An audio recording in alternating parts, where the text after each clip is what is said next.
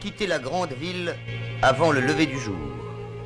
Notre route nous conduit à travers les méandres d'une vallée tranquille. Les dernières étoiles se sont effacées. Nous approchons. Un village entre mille autres, encore endormi dans la douceur de l'aube. Sur son sommeil, la nuit a été plus claire qu'elle ne l'est sur la Beauce ou la Normandie. Les étoiles plus lumineuses, mais l'aube où il va s'éveiller est toute semblable à l'aube française. Ce village a un beau nom, il s'appelle Einbessem. Cela veut dire la source du sourire. C'est un village d'Algérie. Ici le clocher chrétien, là le minaret de la mosquée musulmane. Les voix encore muettes de la cloche et du muezzin sembleront dans un instant se répondre.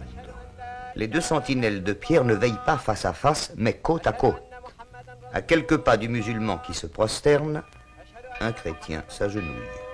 Les deux croyances coexistent toutes proches. Nous avons voulu que ce fût dans la liberté et dans le respect mutuel.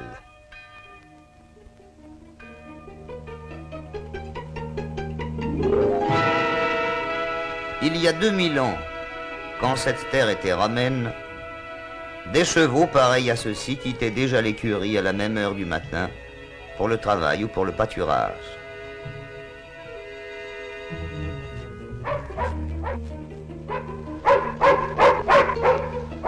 Les attelages de bœufs n'ont pas changé, eux non plus, depuis le commencement de l'histoire, ni les moutons. C'est le rythme immémorial et régulier de la vie rurale où la seule note nouvelle a été apportée par les modernes tracteurs.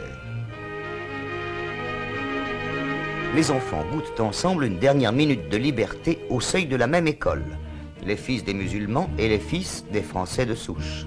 Les deux communautés peuvent garder chacune leurs mœurs, leurs traditions, leurs coutumes et leur foi.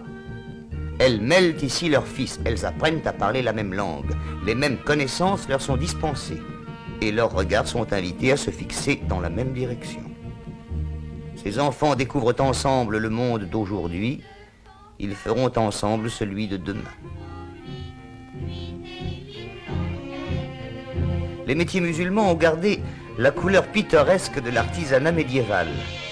Leur étameur, le boulanger,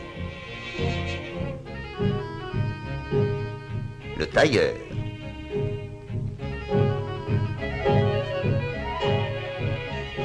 le rémouleur, le menuisier, le cordonnier, le fabricant de tapis dont la technique est restée la même qu'au Xe siècle,